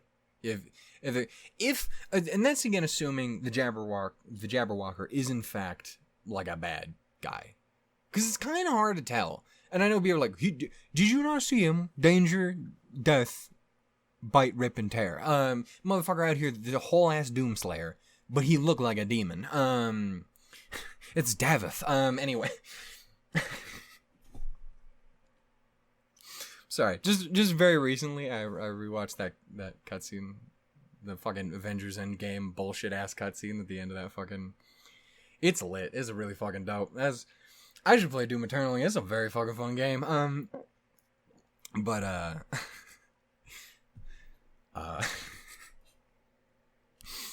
point is, technically, I guess we don't really know that the Jabberwocker is an asshole. Like, obviously, a little scared of him. And then like they seem very capable of murder. Say that. Pretty big on the concept. But I think it's a big question of like, is that because it's a hunter? It's a murderous monster man. Or is it more likely that it's the classic, it's more scared of you than you are of it, sort of thing. And like Yang just saw it and was like, holy fuck, it's a Graham, and then beat the shit out of it. And it was like, what the fuck is happening? Who the fuck are you? What the fuck is that? Why are you hitting me with a metal with the shoot gun bullet? What the fuck? What? Searching, scouring, some crazy bitches out here. Just like, it's hard to know until we get to learn more about it. Again, there's a shot or two of the trailer, like, where we kind of get an idea of maybe where this thing lives or maybe what it's up to and stuff like that. So I'm curious to see when we get there. Either way, it's a very cool character, and I want to see more about them and see what they're about and how spooky and scary they are. Also, how much of a villain presence they would be, even if they are a legitimate villain, because again, Neo is a thing. And presumably the king, who's king or queen, I'm not sure. The royalty of whichever, I can't remember if they said or not. But them and their birthday party. Probably some chess. Do I have anything else I really want to talk about for this episode? Not without a rewatch, because I think there's just more I just need to get on re-examination. What were the... Okay, so he was selling a scepter.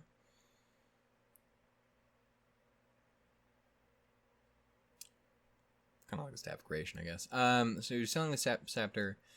Was selling like one of those little posable drawing mannequins, as you know, the disguise for Penny's blade, which I also think is interesting. It's interesting that Penny's blades do linger around, despite the fact that she's gone.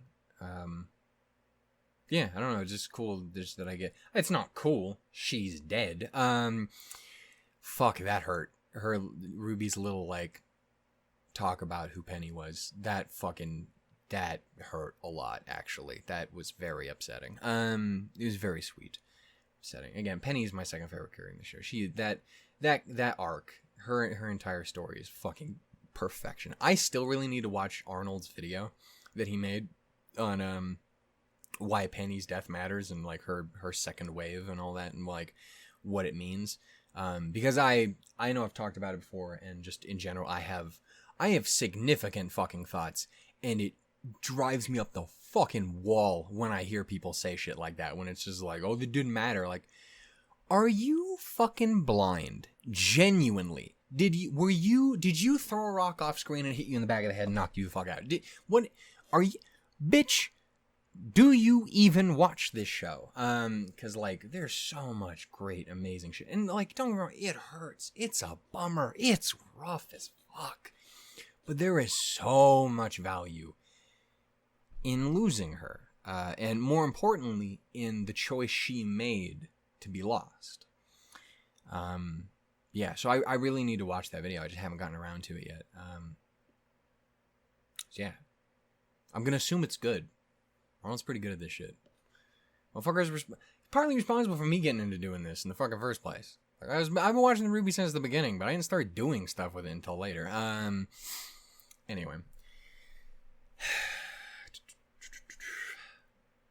Do I have anything else? I think that's probably it. I think I've officially run out of things other than just I like the world. It's been really interesting and fun and entertaining so far. I also one last thing. I really like how consistently, like, again, with the idea of how in your face so much of it is. And like, I know some people will write that off as like that's not as interesting to them. You're wrong. Especially because with a character like RWBY in particular, it has to be. Because it is a fundamentally, like, inside, locked away hidden thing that she is explicitly hiding. It literally has to be force-fed and smashed into your face. Because it has to be that for her. It has to be smashed into her face. Look at this, you little sweet potato.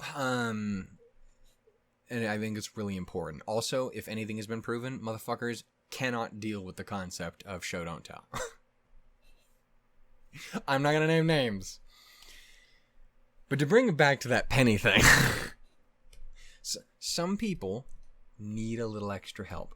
To kind of give another good example is just the other day on Twitter, someone was complaining about the usage of, you know, in some recent games, how like if it's like Dying Light 2, for example, the Resident Evil games do this as well. Not for the same exact reason, but you know what I mean. Where it's like the yellow paint on stuff, like where you need to go, like things that are parkourable or whatever the fuck. And someone's complaining about that. They're like, this is stupid. Why does this exist? Well, you think we're stupid? To which everyone collectively went, yeah, people are kind of dumb. And we're not saying that to be mean. We're saying that because people just genuinely need help. It's the other great example of this is Dead Space. The Dead Space remake just fucking came out. And with that, a lot of people got reintroduced to the opening of that game. The opening of that game, for anyone who's not aware, has about 18 different fucking times or some shit that a character or a piece of writing or something is telling you that you have to shoot necromorphs in their limbs, the big spooky little spindly stabby bits, because that's how you kill them. You can't, it's not like a zombie where you bing right in the head and they die. You gotta cut their limbs off. They'll just keep coming. And a lot of people see it and they're like, I get it, oh my god. And you're like, well, yeah, you get it, because they just told you 18 times. And I know you think they didn't need to do that, but then you listen to them, the like developers and stuff talk about the game, they're like, we had to, because people just wouldn't fucking listen. Every tester just kept telling us they softlocked their game or they were doing something wrong and it was buggy and it was broken and it didn't work, and you're like, your game's bad. I'm like, no, you're an idiot, you didn't listen. People just don't think sometimes. And that's fine as long as they're not a dick about it. If you don't think and just vibe, that's awesome. But if you don't think and then get mad about it, you're the problem. So yeah, it's kind of a similar thing with that. Or like, I know like Portal, like there's, obviously it's been a thing that constantly gets talked about in the video game industry, but I know Portal, they have kind of a notable conversation about it, which is like, motherfuckers who play video games refuse to look up. No one just looks up. No one thinks to do that. Like, no one just, I wonder what's up there. Like, just, if you've ever done game development, no one looks up. Why would they? Because in real life, you don't do this all the fucking time. Because why would you? Why would you? People just don't do that. So you have to tell them to do that, because otherwise, all of that becomes useless to a game developer. And again, I'm talking about video games, but it's the same shit with here. Sometimes you just need to say it.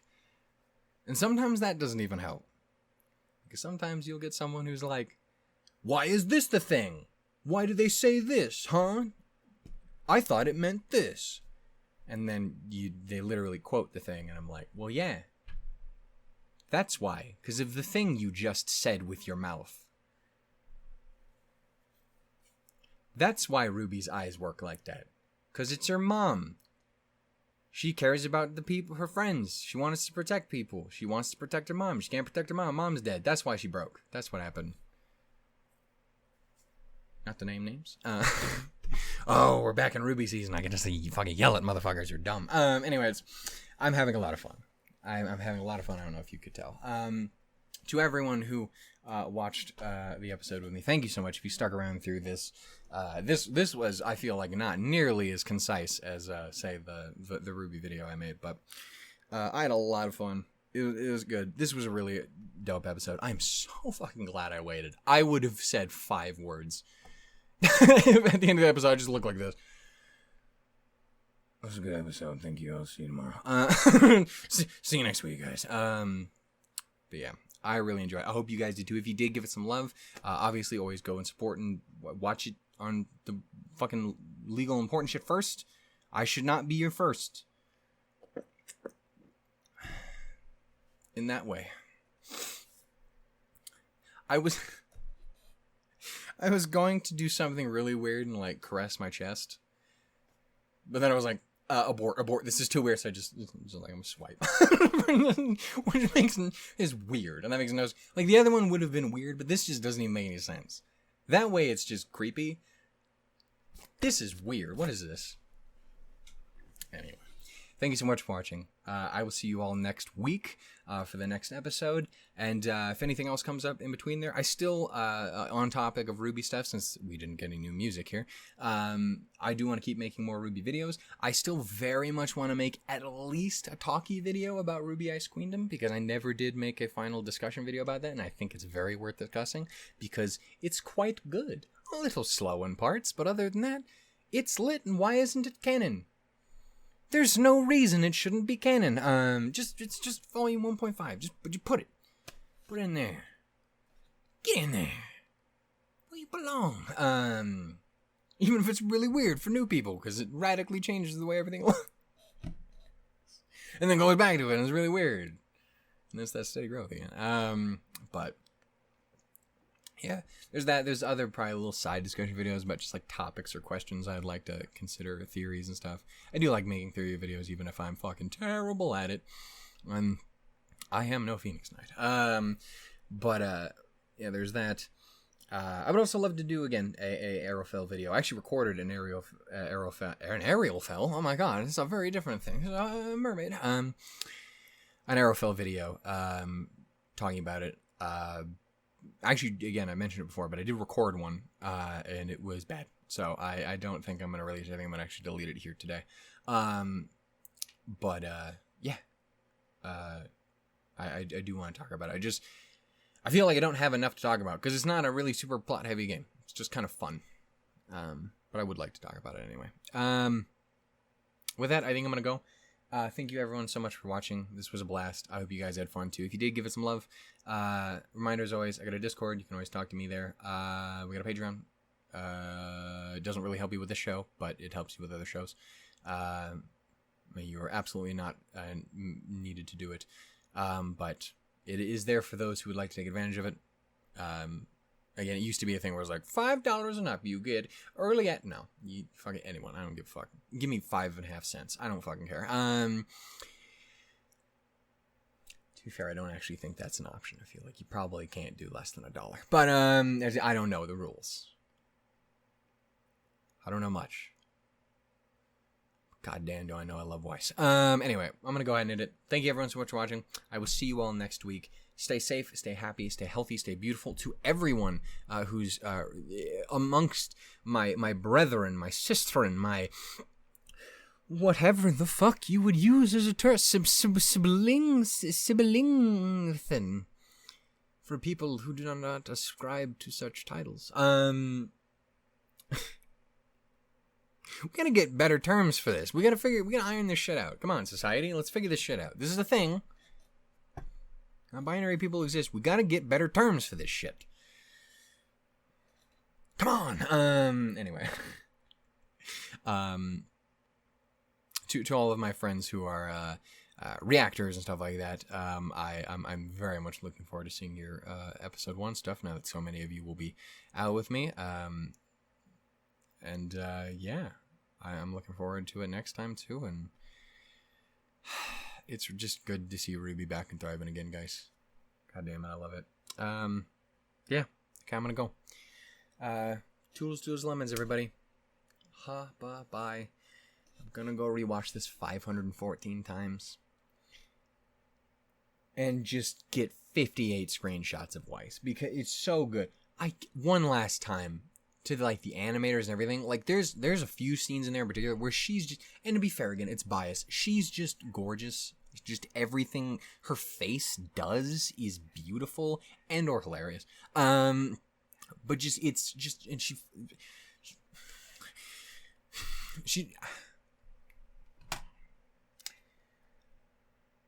marry me please. Anyway, I'm gonna go ahead and go. If you look like this, get in my DMs. Anyway, don't be weird. Actually, don't. No. We should talk though. Bye. Goodbye, everybody. You thought the video was over, but it was I, Dio. Never seen JoJo. Anyway, hi, it's me again. You thought it was done, didn't you? You didn't look at the time where it was like, ooh, we're 140. We're an hour and 40 minutes in, but it's over. Bitch, you thought. Actually, I really quickly just want to jump in here. I say quickly. This could be another hour and a half of discussion, or 5.5 seconds. I just actually really quickly wanted to jump in, because I recorded my action a couple hours ago now, and I was actually sitting down to record it. And in that time period, I have not rewatched the episode yet because I was doing other things. But in that time period, I actually two things came to my attention after recording. One of which was that about 6 different times during the video, I kept starting a sentence and not finishing it. And that was something in relation to Alex. And I wanted to go back and fix that. And also, I really just want to take a quick minute to talk about what I also noticed seemed to be a pretty affecting moment for a whole lot of people. Probably gonna be the thumbnail. But, because I noticed, I was going through it, I cried like a bitch. And that was Ruby's little monologue about Penny. So I really quickly just wanted to talk about them. I'm probably not going to go too terribly deep into it, but also it's me, so it could be 5 hours. But, you know, I wanted to quickly finish my thought that I had earlier, which was, I wanted to quickly hypothesize as to the role that Alex herself is actually going to end up playing in the volume, because obviously she does make, apologies my nose, does make appearances in the intro, and it's easy to get the impression that maybe we'll actually even see her and be around with her, and she'll join up with Team RWBY and But I think it's kind of interesting with the setup that we have currently, and with kind of where we're leaning already, and that is, I am wondering if that's actually going to be the case at all, or if in fact we're literally just going to be, again, purely retracing Alex's step, and she's not actually going to appear in any sense. Which I think, at least to an extent, makes a total bit of sense, because at least assuming the fairy tale as it was is fairly correct. Though, of course, you always have to take into account, there's always a little bit of a lie in the fairy tales as we know them throughout the history of Remnant. Even the craziest ones come from somewhere, but that doesn't mean they're 100% accurate. Or if it's the maidens, Oz just lied completely. You know how Oz do. Anyway, point is, I think it's kind of interesting to evaluate maybe where she'll be, whether or not she'll actually appear. Because I was kind of the assumption that once we'd started seeing her in the intro, that she probably was going to be this like tangible presence that was actually going to be around. And I think it's still very possible that she is. At the very least, that she will appear on screen and stuff. Even if maybe it's only like flashback or something to that effect. But as we're going further, I'm actually starting to wonder if more it is purely just we are retracing her steps, because that's also the thing with the intro. That's exactly what's happening in the intro. It very much seems to be the case that Team RWBY is just straight up retracing Alex's steps, probably with little diversions here and there, but for the most part, just straight up retracing her steps in order to eventually get out of the Ever After, of course. So yeah, no, I wanted to acknowledge it because I started to say it like 6 different fucking times, but shit kept happening in the episode, so I just didn't. I never finished it, and then I got distracted with everything else that I ended up saying in this video. So I don't know. I think it's interesting whether or not we'll see. I think she has a really cool character design, and I would love to get to know what she's like and about. As Blake kind of describes her, at least within the original. The early stages of that story, she's kind of an asshole. But also, she's a kid. Kids are assholes. So I don't know. I'm gonna be very curious to see what we do end up seeing of Alex, if we see much of Alex at all. And again, whether that is with Team RWBY themselves or Neo. Again, talked about it last time before, but like again, Neo also grew up with the story of the girl who fell through the world. I believe she even, again, specifically mentions it being her favorite. When she was a wee little trivia, before shit got problematic. I say that. It was pretty bad from the start. The Vanilles kind of sucked. Anyway, I don't feel particularly bad for everything that happened by the end of that book. Anyway, you should read it. It's a very good book. But yeah, no. So I'm very curious. It was just something I wanted to acknowledge because it was something that I totally forgot to finish my thought on earlier. And since I got a little time, I'm going to go ahead and talk about it real quick. Another thing kind of on that same thought, it's just more of something I noticed, which is, again, kind of cool visual storytelling in the intro. Obviously, when we I actually should look really quickly if I can. That's inside the song. I was listening to this before I started editing. I almost wrote volume. Okay, RWBY Volume 9 opening. I just want to check I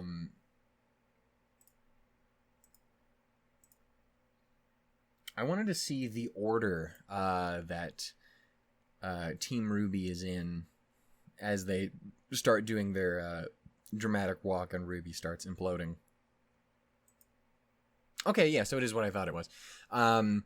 Because I was going to talk on one part about it, which is, as other people have noticed as well, is the order that they're in the intro. Actually, let me open that back up. Let me put, okay.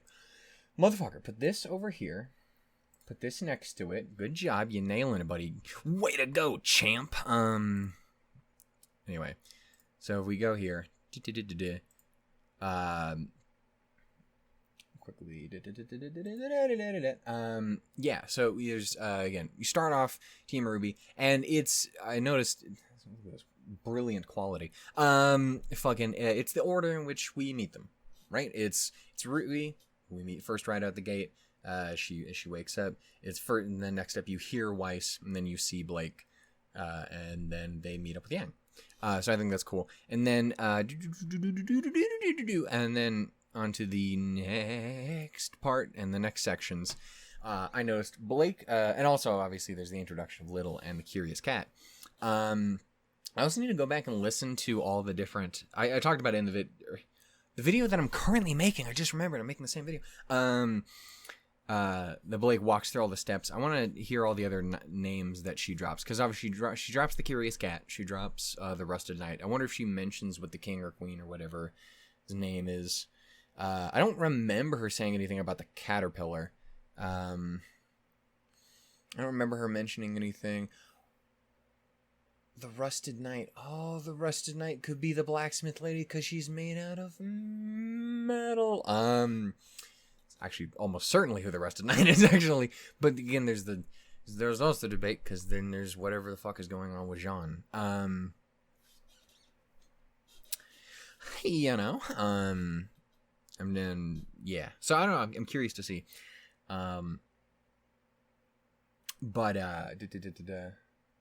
Callie's 3D is about to start. Get that shit, Grim Reaper lady. You rad. Sorry, I got distracted. The way the order switches up, and the obviously the most. I don't know if there's necessarily something in it with And also you'll notice that the group starts changing as time goes on. Not only do the Curious Cat and Little get involved, but eventually the Curious Cat drops off. And I don't remember if Little does. We can check here in a second. But I think it's really cool that a lot of other people also notice that Blake switches to front. She starts leading the way, which back then it was like, I wonder what that means. But now that we've seen episode 2, you can see exactly what it means. And it's that Blake is leading the fucking charge. She is. She's the one who's remembering the story. She knows how it works. She's pointing out. She's like, oh, we got to do this and this and this, and then we follow this path and we get to the tree and we do that. I just think that's really cool. She's very much taking on the current leadership role while Ruby's suffering in silence. And some not silence. She's giving off some sassy vibes. Understandable. Also, the little hug boy is over there again. But yeah, no, and I like it. She's leading the way behind Alex. She's following Alex's path. That's also why I think it's interesting that maybe, because they also do show Alex multiple times in the video, or in the intro, so I don't think it's supposed to be hiding the fact who Alex is. I think it's literally them chasing Alex's shadow, which I think leads into the thing I was just saying a minute ago. Remember I said this maybe 5 seconds? 10 minutes in. Somebody stop me. But yeah, I thought it was really cool that I was thinking about that while I was editing. It's just like, yeah, no, Blake is now in charge because she is leading the way. I also think it's really interesting because, of course, it would be Blake who's leading the way with a fairy tale. Blake's the reader. She's a fucking nerd. She's the one who's always reading books. She's the little Miss Ninjas of Love, man. The man with 2 souls. She is a reader. That's what she does. This is how we got introduced to her pretty early on. Was her, sitting at the slumber party taking a big ol' heckin' read. What's that like? I don't even know. I've never read anything in my life. Yeah, no. I thought it was really cool. How that changed, and it is very noticeable, obviously, here, even if we hadn't noticed it before. I want to quickly move this ahead. That's muted, right? Yeah, and then later on, both the Curious Cat and I think Little are both gone, so that's interesting. It'll be interesting to see. Again, I don't know if there's significance behind Weiss being the farthest back, other than maybe the fact that she's, again, as we talked about earlier, not vibing with things, She's like, fuck this, fuck that. Also, I did, before I got to sit back down and start editing, I got to see a couple more clips on Twitter of just actually being able to hear what she's saying in the background.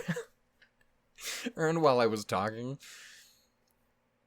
God, I love her. She's great. Kara, I mentioned this earlier. You're not watching this, but if you do you know how great you are? Because you're fucking great. I'm such a fan. We should be best friends. But no, no, I mean, yes, but no, like, seriously, I don't know, she's just being great, and yeah, now that I actually got to hear her, it was pretty good. Anyway, God, I hope that's all I really wanted to say. I don't think there's anything else. Oh, God, I hope I'm not forgetting anything. But I just really want to quickly throw these in here right at the end, because I did remember them while I was after I had finished, so I wanted to toss an extra 13, 15 odd minutes worth of chat in here, just because I wanted to make sure I said it, so I didn't have to say it in fucking comments or the description when I actually put the video up. Anyway, I'm gonna go ahead and end it there.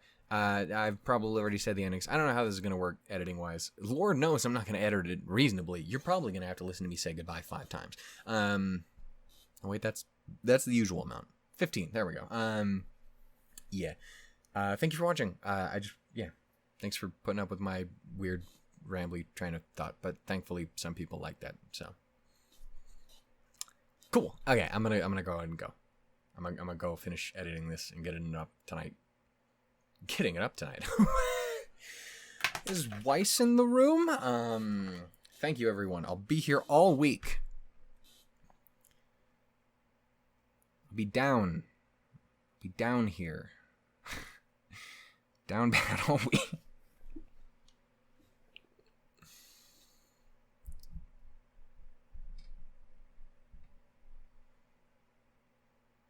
Goodbye, everyone. I love you.